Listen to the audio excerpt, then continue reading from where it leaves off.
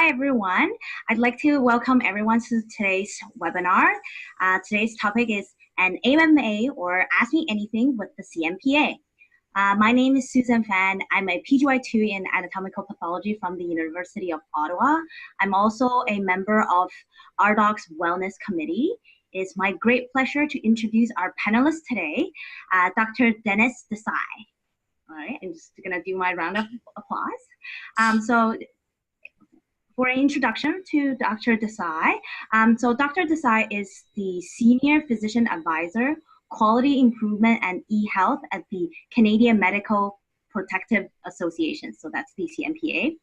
Dr. Desai graduated from medical school at the University of Ottawa in 1985. After rotating an internship and a year in general practice, he went back to the University of Ottawa to complete a general surgery residency in 1992. He then completed 15 years of practice before joining the CMPA and has been providing physicians with advice and support on privacy issues and other medical legal matters for the past 10 years. So welcome, Dr. Desai. Thank you very much, Susan. Thanks for having me. Before we start the discussion, I just want to do a bit of housekeeping here. So the RDoc Wellness Committee came up with a list of questions for Dr. Desai to address. We also left ample time for all of your participants who are looking at us live or listening in or through telephone. They can be submitted via the chat window built into the Zoom application. So please feel free to jump in with your questions at any time. This webinar is also recorded and will be posted to the RDoc YouTube channel at a later date. So if you have any questions or if you have any colleagues that were not able to fit into this discussion, please be sure to let them know about the recording so they can check up on it. All right, so Dr. Desai, if you're ready, I'm gonna start with an opening question. Sure. Okay, so just to start, for any participants who may not be thoroughly familiar, or like me, who's a junior resident, who's not totally familiar with the CMPA, would you mind giving us a brief overview of the CMPA and the services it provides? Absolutely, happy to. So the CMPA is basically a non-profit membership organization. And almost all physicians in Canada, or about 100,000 of us, are members of the CMPA. We do two main things. One is we provide medical legal advice. So either you can directly contact one of us through a confidential email system or a phone call if you have any question, and we're open 8:30 to 4:30 in Ottawa because that's where we're based. And also we have a 24/7 website which has a lot of interesting information articles. So just say you get a subpoena and it's a Friday evening, or you finally pick up your mail on Saturday morning, you get a college complaint. What do you do? How do you start? You can go onto our website and there'll be some information articles you can start with, and then you can contact us Monday to Friday to maybe get more information or to get some specific advice. The other thing we do is we promote safe medical care, so we have quite an educational outreach. And so on our website, we have the Good Practices Guide, which I think you're familiar with, Susan. We also outreach and do resident symposiums, which again, you may be familiar with, where we go to the different medical schools for 1 or 2 day modules with residents. And in fact, we have a closed Facebook group just for residents that answers their questions or covers a variety of subjects. So there's a lot of different things we do, and we just try to do what the physicians need, especially if they run into any medical legal questions or concerns. Okay, thank you for such a thorough overview of the CMPA. We already have a couple questions, and it sort of leads us right into the first question that we have prepared. So the first question we have is about CMPA protection. So I'm just going to start with the question that we provided, and then I will address the question from our audience. So question number one is there any change in CMPA policy or coverage during transition when a trainee moves from resident to fellow to staff? Yeah, it's a good question.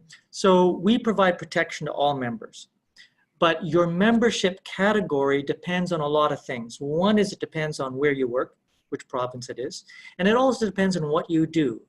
because the risk to trying to protect a thoracic surgeon, for instance, might be much higher than the risk of a pathologist, which again might be different than the risk for a resident.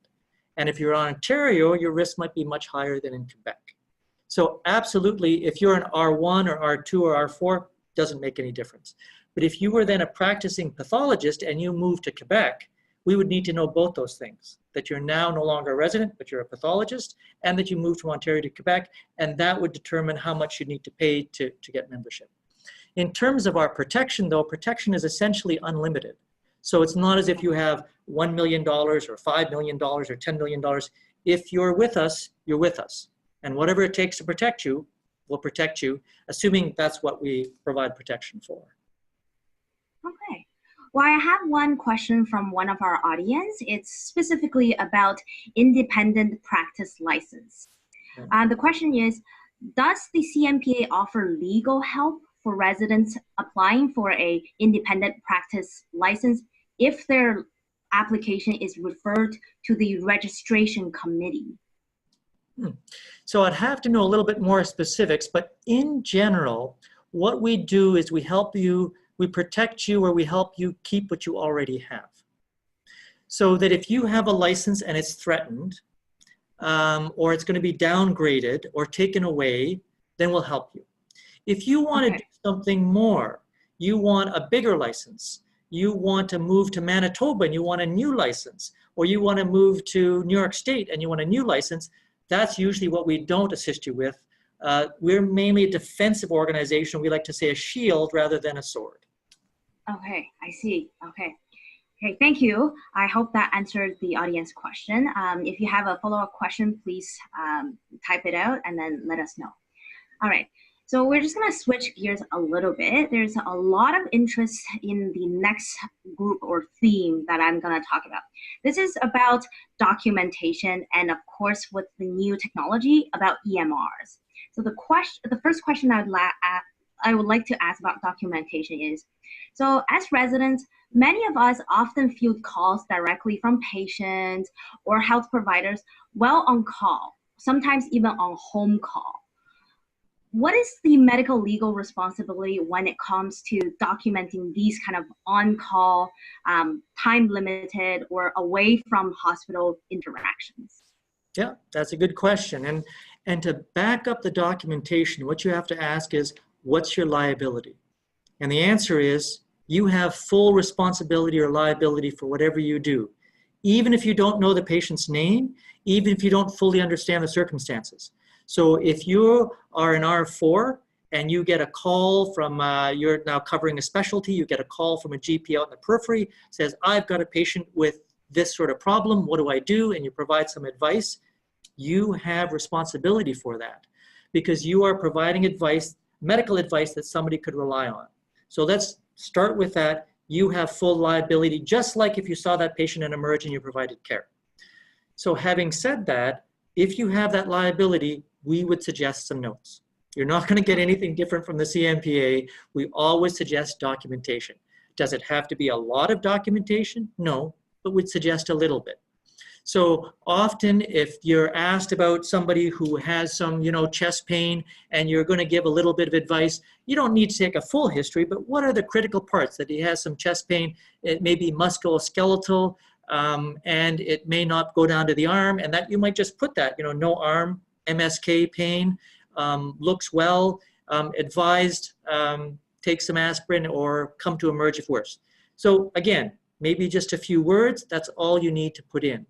Now you might say, well, I don't have access to the chart. I didn't get the patient's name. I don't know how does this all going to work? And we get this question a lot from even physicians in the field. You call up a specialist maybe in a different city and they didn't get all the information. What we suggest is something simple like, if you're on call, have a pad of paper or a book or anything with you and just scribble in it. Just the particulars, yep, 76-year-old, a bit of chest pain, sounds musculoskeletal, doesn't go in the arm, otherwise, well, advise this and that, because you're talking to the person anyway, you're probably doodling on a pad or something, just put it there, and then keep that aside. And if there was a legal action or a complaint, say a year or 2 years down the road, you just say, okay, what was the date? I apparently talked to you on October 2015. Let me just look back. Yeah, there wasn't a 76-year-old, but I was told that the pain was musculoskeletal and the blood pressure was okay. So that's the kind of thing we'd recommend. Now, if you're an R4 talking to an R1, if they could document it in the chart because you're talking to them, you might want to specify, yeah, and just document that I also talked to and did this. But, you know, sometimes it's tricky when you're getting somebody else to document something that you think is important. So I would suggest this, and I think it may be worthwhile to consider because that's what you're going to need to do in practice. So. I see. So you did mention that sometimes you're just talking to another resident, and just to clarify, you mentioned even in those instances, we should still document. Is that correct? That's correct. Because if you provide advice where another physician's going to rely on it, it would be ideal to have documentation. Okay, I see. Yes. Because some of the questions that we have is sometimes during the exchanges, we may or may not give any medical guidance or any medical orders. So often we're under the impression that those don't need to be documented. But I guess in this scenario, it might be even more necessary to document, especially if you're away from the hospital. Again, if you give so if there's no legal action or complaint, nobody's going to know whether you document it or not. But okay. There is a legal action or complaint, and the R1 said, well, the R4 told me to go ahead and take out the chest tube. Or the R4 said, you know, the chest pain is fine, so I'm not going to have to worry about it. Well, then it gets a little bit tricky if the R1 is documented about all this chest pain and they never relate it to you, and you say, well, I'm pretty sure the R1 told me this or that. So it's difficult, and you may put yourself at risk. Okay. I see. All right. Well, thank you again. So there's some questions that's related to documentation, and it also involves the use of technology. So as physicians, are we allowed to text clinical photos or patient information? And how do we put that into our documentation? Good question. So the first thing to consider whenever you're texting photos or so on and so forth is that you are obligated to protect patient confidentiality. So, and you're only supposed to use that information for the approved purposes. So if you're texting something as part of a chat group or just kind of goofing off, that's probably not on. You're just going to get yourself in trouble. Don't do it. If you're doing it for care reasons, then that's a good thing. I mean, you know, the consultant says, listen, I need to see that x-ray and then I can decide whether we need to do this or that. Now you've got care reasons, so that's good. And the next question is it secure? Because you're obligated to protect that security. If it's an in-hospital system that you know is secure or some sort of confidential texting system, not Rogers or Bell or something, I have no problems with it. If it's not secure, like it's a Gmail account or it's Rogers texting, well, it's kind of like sending a postcard. Although you could sort of say, well, who's going to find it? I wouldn't call it secure. So you're skating on the edge. And the best thing to do is two things. One is tell the patient and say, listen, patient, the consultant looking at the x-ray is not here right now, but I'm going to text him your photo. Is that okay? So that they can take a look. I have to use the open texting system. That's all I have. No patients will complain. They'll be happy you just asked them. And so ideally, you should do that and document. The other thing is try not to provide any stuff through the texting that you don't need to. So just say the patient's got a break on their chest x-ray and you think that they may have been quite drunk or they may have been abused or something. That doesn't need to go in the text. You can talk about that on the phone. In the text, you just send the picture. So try to minimize even with consent. So, and the final thing to consider, once you've got security and it's for care, is does your hospital have any bylaws or procedures? I know, for instance, in Alberta, they often say that if you're going to take a photograph, you need to get a written consent because they just put a higher standard on it. So, check with your hospital, check with your department chief, just make sure, I usually do this. And they might say, well, we want you to make sure you, send a copy to the chart or do whatever. So make sure you follow that. So it's not a definite no, but it's also not an unqualified, yes, just text whatever you want. Just be careful and think about it. We do have a follow-up question from our audience about this documentation and home calls. So I'm just going to read the question. Regarding documentation, especially on home call, what is the policy about protecting this document? Like you mentioned, sometimes you should write it down on a sheet of paper. So, for example, are we expected to have a secured, locked location where we store the notebook that we use to record discussions? Or what are we supposed to do with these sheets of paper after we document? That's a great question. And so ideally, it should be secure and protected, be it encrypted, coded in a locked briefcase, or if you have a computer or you're writing on your phone, should be an encrypted phone, password protected, so on and so forth. That's ideal. Practically speaking, maybe a little difficult. And so practically, try to take all reasonable steps. We haven't had a lot of legal litigation on this, but if it were lost, it would be a privacy breach, would have to report it and go through the steps. And if it's because you took the trouble to do a home care on an elderly patient and you were just going back to your office and somebody, broke into your car and stole it from you while you were treating another patient, okay, I think there's going to be some slack in the system. But if you left notes all over your back seat and you left it there over the weekend and you didn't bother tidying it up and then somebody broke into your car, we have a little more explaining to do. So again, ideally it's locked and put away as soon as possible. Practically, try to be reasonable and treat it with a certain degree of protection. I see. Okay, well, it seems there's quite a bit of steps that we still need to work on. Right. All right. Just waiting for any further questions on that topic, and I'm just going to ask the next question that we have prepared for. So it's again about EMRs. What are the top 3 things that, in your opinion, residents should know about EMRs or should watch out for when we're documenting on EMRs? Okay, that's a good question. So I think the first one that I'd think about is kind of relates back to everything else I said, which is use it. Do create some documentation. It's a pain in the ass. You're running from one thing to another. You got to log into the screen. You got to put something down. Got to create a whole note maybe. Try to spend a little bit of time at least putting a few key words. What I need to do to defend you in court is have some evidence that you actually did something or had that conversation with a patient. If you give me a little bit to work with, then we can fall back in court and saying, did you consented to a gallbladder operation? Did you get a full consent? And the patient says, they never talked to me. And you have a note that says, gallbladder, advised risks of, bleeding and bile duct injury. Sister had same operation and was happy. So those 10 words pretty well would convince a judge that you did have a conversation because you noted the sister.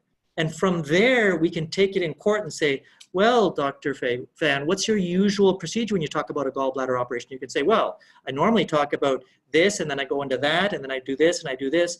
And we can build on that. But if there's no documentation, there's just a signed consent form, and the patient said, well, I don't know, they just said I had to sign this form before I get the operation, we're going to have some trouble. So use that EMR if possible.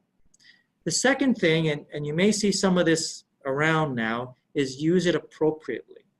So that hospital record is for you to use to provide care. If you're using it for anything else other than actually providing care to the patient in front of you or the patient on the other end of the screen or whatever the case may be, it should be an approved use. Because the hospital might say, well, we need to do M&M rounds. Or, well, could you do some research on all the hip fractures that come in? Or, that's an approved use, sounds like it to me. But if you're sort of thinking, I wonder if I should just look up this case, that's going to be a little tricky. And that could get you in trouble. So, use it, but use it appropriately. And one thing that we have a lot of calls about is that when you transition out of residency and you go to a medical clinic, and they say, and you think, great, I can join this clinic, that's fine. And then in 3 years, things don't work out. Who has access to that medical record? We have a lot of calls from physicians that are leaving medical records. They've just started practice somewhere and they're leaving a clinic. And all of a sudden the clinic says, no, you can't take any records. And you're saying, well, 500 of those patients are mine. Well, you don't have access to them. It's a big problem. It has to be negotiated between physicians. And it's a lot easier to negotiate going in rather than leaving, especially if it's on bad terms. So that's a very common problem. I realize it's not completely specific to residents, but you will be going out in practice at some point, and that kind of management of records, if you're not hospital-based, is an issue. I see. So I'm just gonna go back to our previous topic a bit because there was a follow-up question regarding CMPA protection. I think the question is trying to ask if a resident is having difficulty obtaining their independent practice license because of, say, documentations of their work was sent to CPSO for acquiring a license. Could the CMPA offer legal assistance in that case? Yeah, I think our assistance is there for many issues at the college. I think it may be difficult for me to answer a specific question without knowing a lot more specifics. So I assume that resident is probably a member of the CMPA, because obviously most residents are. And I would definitely encourage that member, him or her, to phone the CMPA. That's what we're here for. Contact us, let's get the details and see what we can do to help. That's the best thing. Okay, good. I hopefully that answered the question of one of the participants. Please contact the CMPA at least to just ask, can you help me? All right, so I'm gonna move on to the next topic about prescribing laws. So one question that, because we start as medical students and then we become resident and we move around a lot. So one of the questions people or trainees often like to ask is, are there different prescribing laws for each province? And what are some of the fundamental things that residents needs to know or be aware of when writing prescriptions? Yeah, I mean, that's a great question. And I think the answer is yes.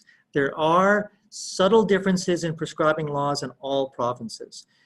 Some of them have to do with opioids, some of them might have to do with methadone, some of them might have other restricted drugs. And of course, it assumes that if you have a restricted or an educational license, you have to be careful. Some have to be within the hospital environment. You have to be supervised for some of them. And I think the key is to check with your supervisor, and especially if you're doing a different rotation, to check what is appropriate. Now, I mean, I think it's unusual that you do rotations out of your own province, but you can. And remember, you need a license. You need a license in that province to prescribe in that province. So if you're going to do an elective somewhere, you may need a license. If you're going to move from Ontario to Saskatchewan to work 6 weeks somewhere, do you have a license in Saskatchewan, educational or otherwise? Are you able to prescribe? So I can't give you a blanket answer for, well, this is needed in Nova Scotia, this is needed in BC, and so on and so forth. That's what your supervisor is there. But I think you are right to highlight that issue, that there are something, especially with opioids or restricted drugs, especially the pressure that's now coming to bear on prescription of opioids, that residents should be careful. Okay.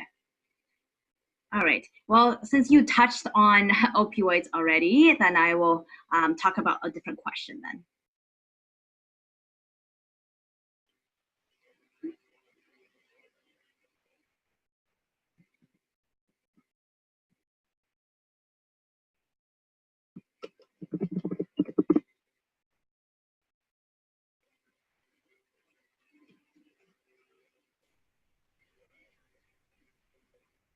Oh, sorry. The screen was just frozen for a second, so I wasn't sure if I'm still on. Hello? Hello? Oh, okay. We're back. Okay, yes, I'm sorry. I don't know what happened, but everything was frozen for 5 seconds. There you go. Okay. Well, the next question that we wanted to address was about complaints.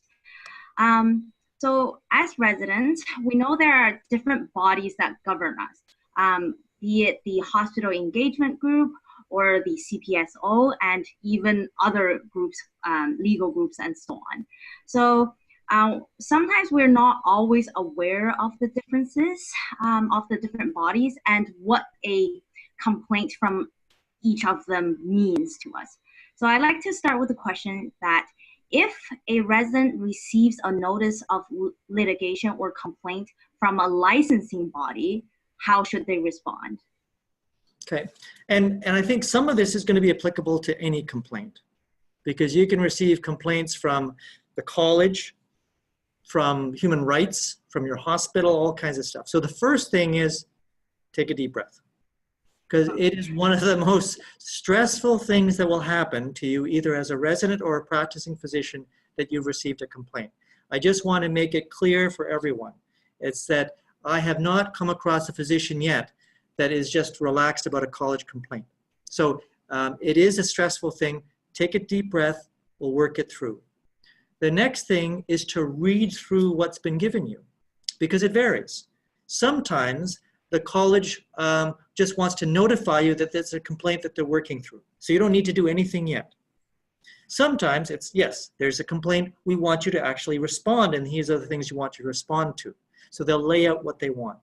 Sometimes the complaint is actually about another physician, and they want some background information from you, so there's no even complaint about you. It's just, you know, there's a complaint about the care provided to patient X.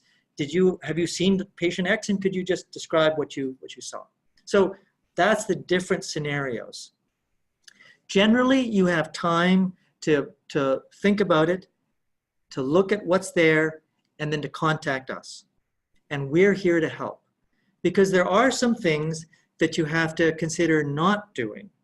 For instance, we wouldn't want you to talk to others, not initially, about a college complaint, to start spreading around and talk to your staff and talk to the residents. Yeah, this patient complained about me, and so on and so forth. Not that it's terrible for you to simply, you know, commiserate in the residence lounge. Yeah, you know, I got nailed too.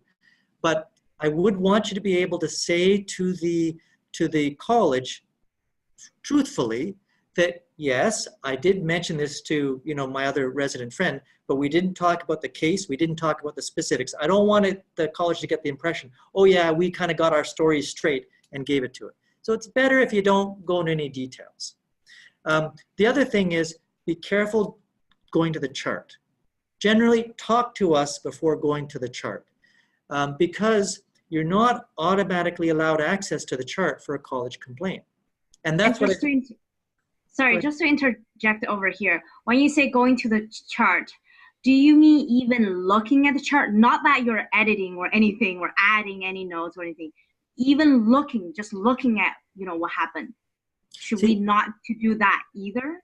That's a very good question, and that's exactly what I mean. Okay. As you say, it's adding to the chart, changing the chart, that's just off the table. We're not in a position to do that. If you do that, you will kill your credibility. So you just don't even think about that. But the issue that we discussed earlier is that you are allowed to look at that chart for providing medical care. That's why you have your password, that's why you have your login. If you are doing it for something else, well, you should clarify permission if you're doing research or you're responding to a college complaint. So it would be ideal, and these are EMRs. Now in the days of paper charts, well, who knew? You know, you'd go to them and you just flip through the chart and nobody knew if you were there or not. These days they can know. And the patients have a right to ask the hospital and say, who looked at my chart? And if it's clear that you provided care in September, and then in December, you look through that chart, the patient may have a complaint, and the hospital may uphold that as a complaint because you are not providing care. So it's all about telling the hospital, listen, I've got a complaint. Are you okay if I look at this chart to answer the complaint, not to provide care? If the hospital says sure, then you're fine. If the hospital says, you know, maybe not, no problem. We go to the college and we say, college, I'm happy to provide you a response, but I need the chart and I'm not officially allowed. And the college's problem, not your problem, college's problem. So this is a very important point. This has just come up in the last 5 years with privacy laws and stuff. I didn't realize this until I was coming across this stuff. So it is tricky and most residents don't know. So be careful. Okay, well, I certainly did not know. And just to follow up, we did talk about like all these scenarios that you were talking about seems to be from a licensing body. What if a resident receives, say, a notice or a complaint from, say, a hospital patient engagement group? Is there any difference, and how should we as residents respond? In some senses, there's no difference. Take a deep breath. And consider to read or try to get in writing what the real concerns are, and then call us and we'll help you formulate a response. Now, there are times, so Friday afternoon, the residency director or the program chief or the chief of staff call you into the office and say, we need to talk about this concern. Gets you, off base, and you don't have a chance to call us. Take a deep breath, listen to the concerns, try to get them in writing, try not to offer much, all right? And I think that's the key, is on the spur of the moment, be careful what you say in your defense. You have to have a chance to think about this. Try not to, start putting words in other people's mouths or complain about the patient, and it's tough. When our integrity gets challenged, that goes to the heart of what we do as physicians. So it's hard not to get your back up, not to get defensive, and sometimes that it comes across as aggressive. So in the hospital, again, generally take a deep breath, try to get the information, give us a call. But if you get nailed, try not to say much, take the information, say, I've got to consider this and come back to you.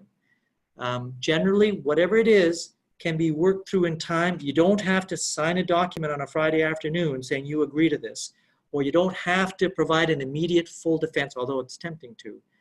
Get your facts in a row, if possible. Okay, and just to follow up on this point, because as residents, we have to renew our license every year, and each time we renew our license on the CPSO or other licensing body, there's often one checkbox, whether you have ever received a complaint, yes or no. It seems rather simple, but are all complaints considered yes? Or is it only, say, college complaints? Or is it only hospital complaints? Or are all complaints treated as equal? That's a good question. And all complaints aren't treated as equal. And I think it goes back to the foundation of your question. You and I are now speaking to residents across the country. And there are 12 different licensing bodies. In addition, there are probably about 100 different hospitals which have bylaws and for reapplication of privileges. And what we found is the questions are all slightly different. Some say, have you been found negligent in a complaint? Some say, have you been named? Some say, have you been censured by a college? Some say college, some say hospital, some say legal, some say any. So read the question carefully. But if it says, have you ever been named in a complaint? The best thing to do is be fully honest. Where we see the problem is not that a resident admits that there's a complaint and now everything goes bad. It's where a resident does not admit that there's a complaint. And then it later appears that they're trying to evade or avoid. So when in doubt, be upfront. Having said that, we're here to help at the CMPA. And so if you have some questions, we can talk it out. And if necessary, you can even fax us the form or scan it to us or email us. And we'll take a look at it and give you some advice about this specific question. And those questions change. From year to year, we've seen them change. So the fact that your friend answered it this way last year and this way, you don't take a close look this year, it may be slightly different this year. So be very careful, read it, give us a call if there's a question. Okay. Well, there's a question from our audience also about, looking into charts. So in residency programs, most residents are under the impression that if we have taken care of a patient, we're in their circle of care. And sometimes if we have taken care of a patient previously, we can look back into their chart to follow up, see what happened for educational purposes. Can you speak on is this true? And is there a time limit on how far back we can follow up on a patient? Yeah, and that again is central to the concern, is that you are provided access to the chart to provide care. Circle of care means you are involved in the care presently. So if you were doing a family medicine rotation and this is a patient you've been following, maybe even every 3 months or 6 months, then you're still sort of in the circle of care. But if you're a surgical resident or an internal that provided care now, and then you may never see them again, they're not booked into your clinic for follow-up, there's nothing there, it might be hard to say that you're under care. So there have to be some other approved use. Now, is there some departmental guidelines, and I've heard of emergency departments that say we routinely check when we don't see a patient again in a week. Within a week, we can recheck their charts to make sure that the results have all been come back or something like that. So again, if there's a departmental agreement, or if you're working with your mentor, and they're saying, okay, well, let's together look at this because you need to know this, I'm starting to get the sense that this is educational.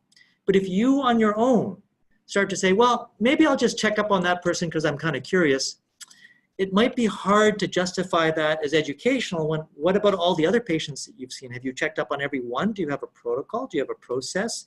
Does the department chief know about your process? It looks a little suspicious, you know what I mean? So I'm not saying you can never look at a chart for educational purposes, but there should be a process. The hospital should be at least implicitly aware that you're doing this, that kind of stuff. Okay. So then just to clarify, then whether this educational purpose, who decides whether this was for an educational goal, it might be better if we ask our mentor or our program director rather than thinking that I'm doing this for educational purposes and accessing a chart after we've completed the service that we deliver. Absolutely, exactly. Any agent of the hospital can act as custodian or give you delegated authority to look at the chart. So it doesn't have to be, the CEO of the hospital has to say, yes, you can look at the chart. If the chief of staff or the chief of the department or program director says, yes, this looks like a good process, I think you should routinely, then I'm very happy with that. But on your own, it gets a little tricky. So good point. Okay. Well, there was one question that I didn't ask you because we were a little cut out at the time. It's about prescribing opioids. What should a resident know about prescribing opioids, and what are the differences across the country? Yeah, well, the differences across the country go back to what the rules are about triplicate programs and so on and so forth. So that you would need to, you should check with your mentor with that. But with opioids in general, I think residents are probably well aware of the controversies related. And really we have to think of the minimum dose for the minimum length of time if it's indicated. And I want you as residents to remember that when you put your signature to something, you are putting your license on the line that that's the appropriate thing and that you're approving of it. So be very careful if you think, well, I guess this person came in with this, I guess I should send them out with it. Or, well, it looks like the patient tells me they're on this, so I guess I'll just, renew it, or so on and so forth. Now, I'm not saying you shouldn't, but I'm saying you should think about it. Because maybe that's wrong, maybe it doesn't make sense. When you put your signature on something, you are attesting that you think that this is the right thing to do. And if you don't think it's the right thing to do, you should discuss that with the patient, with your supervisor, with attending, however you need to supervise it. But if you are putting your signature down. Okay. Well, we still have quite a bit of time. I just wanted to say to the audience, if you had any questions, even if it was a topic that we already addressed and you just wanted to clarify, please submit it and we're happy to answer the questions and address them to Dr. Desai. Well, we have the expert here. We do have some more questions, and it seems if most of the questions, if not almost 90% of questions, is about documentation. So the next questions we have is again about documentation. What are some of the most important things to document for a particularly challenging interaction that you had with a patient, could even be like someone who you are concerned may send a letter to a licensing body. In this case, should you do something preemptively, or should you document any differently? What is your advice on that? Okay, interesting. So that's a very good question. And we get that a lot. And your documentation is now going to be your most important thing. What you need to document are two main things. One is the facts. So what exactly is it? And then your feelings of how you felt at the time, because that may be relevant, especially if you felt threatened, if you felt anxious, if you felt scared of their physical size, so on and so forth. All right? And that flips with what you shouldn't be commenting on, which is the care of others and subjective comments about that patient.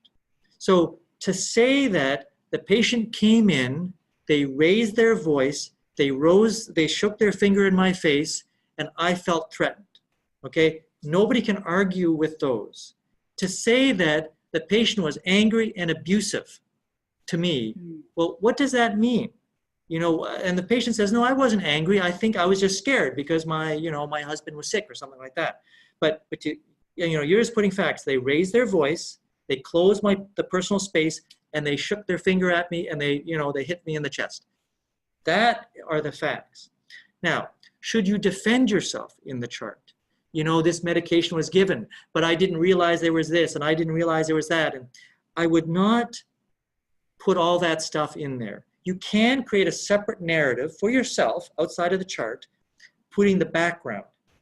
If you get very defensive in the chart, which the patient has a right to see, or the family has a right to see if something happens to that patient, it looks like you're really getting defensive. It looks like you're already expecting a legal action. And especially if you're critical of others, it's just more likely that the whole thing is going to end up in court, you included. So the facts need to be in there, absolutely, that the patient was seen then. This is what they did. This is what I did. These are all facts. And, from a medical legal point of view, there's no hiding the facts. If you, gave the wrong dose of medication, if you gave 5 milligrams instead of 0.5 milligrams, put it in there because it's a fact. We're not going to be able to hide that. Let's just be upfront that was done. But the other facts that are there, so I definitely want you to document, but don't make a long dissertation because that might actually hamper your defense later on, the way we want to put things or word things. So. Interesting. Well, because just when you mentioned that, documenting the patient was angry or the patient was emotional, it seems so second nature when we're documenting. The patient appeared anxious, but in such difficult cases, as you were saying, it might be better to describe physical things that we saw, like the patient was pacing back and forth rather than they appeared anxious. Am I correct in summarizing it like that? Absolutely, absolutely. That's the key. And then the person that's reading it or the person that's getting the complaint, now they understand really what you're saying, and you're not being subjective. You're not being pejorative. You're not making some sort of, you're just saying these were the facts, that this is what they were doing, and I felt quite threatened by it. Okay, thank you. Another question about EMRs and documentation. Do you have any advice on the use of e-communication? For example, Skype. It's not uncommon sometimes with telehealth these days. What's your advice on using those, and what are some of the things that we should watch out for? Okay, excellent. Good question. And I think it sort of ties into the texting and emailing, is that you are, first of all, you're using it for care, because this is patient information that's being transmitted. And two is you have to be sure about both security and confidentiality. So most of these platforms now say they're secure. Skype is secure, FaceTime is secure, WhatsApp, all secure. But the issue is confidentiality. So who owns Skype, and do they have access to it? So Skype might say, well, it's all encrypted and no bad guys can look at it. But who owns Skype? Google. Does Google mine Skype for data? I think that's an open question. And if they do, then although it's secure, it's not really confidential. So be careful when you're using there are all kinds of apps out there, and I'm not going to go over all of them, but you have to make sure that the information is encrypted so that nobody can hack into it and so on and so forth. But you also have to make sure that whoever makes that app is not skimming a bit of data off the top of it, because that's where when you've decided to use an app, you have to make sure that you are responsible for keeping that patient information confidential. And of course, there's also environmental awareness. If you start talking about a patient on a confidential system in Starbucks, well, looks to me like there might be people overhearing you. That might be a problem. So these are the kind of things you think about when you're using any sort of social media communication. Is it secure and confidential? Okay. Well, I don't see any questions from the audience right now, and we still have a bit time. So I'd like to just throw out a question. It might not be the most well formulated, but it's definitely a thing that's been thrown around among residents. As you know, we don't always have the time to go to the doctors. Sometimes some of us think, hey, it would be so much easier if we could just see each other. What's your thoughts on that? Have you ever seen residents getting in trouble, say, prescribing for a colleague?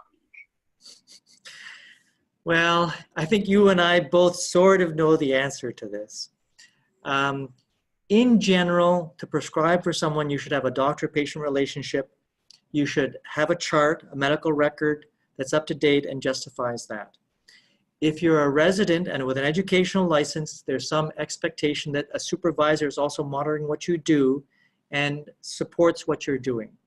So without all that in place, if there's no doctor-patient relationship, if there's no medical record showing a proper assessment, if you're working outside your supervisory bounds, this could put you at risk of criticism. Again, nobody complains, nobody finds out, I guess it doesn't. But if there were ever a complaint or an issue, and especially if you were prescribing things, as we discussed, like opioids, benzos, it would be very, very difficult to deflect criticism from the college. So I would be very careful doing that. I think you leave yourself open to criticism. I see. Okay. Well, I still hope that with telehealth, maybe we'll be able to better access doctors ourselves as well. Exactly. All right. When we eventually transition from from a resident to a independent practice, is there some practical tips that you have for us as we either during residency transitioning to an independent practice or during our first 5 years of independent practice, where there are things that are practical that maybe we haven't picked up as residents, but comes to become essential when we become independent practitioners? All right. Well, that's a great question. And, fortunately, our research division did do a look at the first 5 years in practice. What kind of complaints do we see? What kind of issues to come across? And there were probably three main groups. The first group, which corresponds to what we see in any physician in practice, is communication. Communication is the key. You and I will make a certain number of mistakes every day. We make, I don't know how many, couple hundred decisions every day. Some of those decisions won't be spot on ideal. And the key to avoid complaints, litigation, so on and so forth, is to have an appropriate communication with that patient. Do they think that you listened to them? Do they think that you cared and that you gave them the time and that you thought about what? If you do that, I will probably not be hearing much from you from the CMPA for calls. The other thing that is important is your office procedures and policies. So you may not think, well, that's not relevant. It's really just me providing care.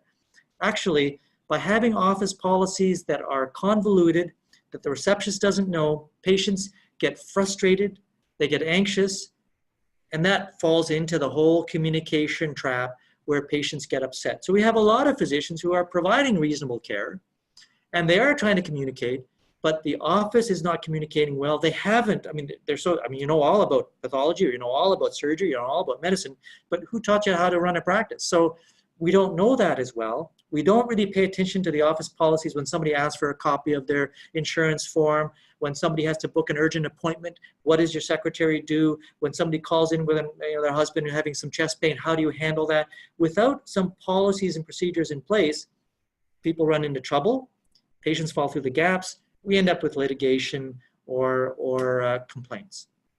And then finally, and it's the last one because it's probably the last one that's important, is actually your care, diagnostic care. And probably the big thing we see is making the right diagnosis. It's very tempting to listen to a little bit of the story, think you've got it, move on. And sometimes when we make a diagnosis, you hear something on the lungs, you think it's a pneumonia, and that's it. You're done. You see them back again, it's not getting better, some different antibiotics, and then maybe change that antibiotics, and maybe add in a puffer, and you find out all the time it was a lung cancer, but you didn't change, even though you heard that they had a bit of coughing of blood, but sometimes with pneumonia you get that, and they're not having much of a fever, yeah, but it may be just because you're not sort of reestablishing. So keeping that diagnostic sort of mindset open, and that's again what we see in the first 5 years of practice. People just kind of zero in and move. So I'd like to thank Dr. Desai for an amazing discussion. He's answered a lot of our burning questions. And I would also like to invite all of you to check out a valuable resource on the RDOT website related to this topic.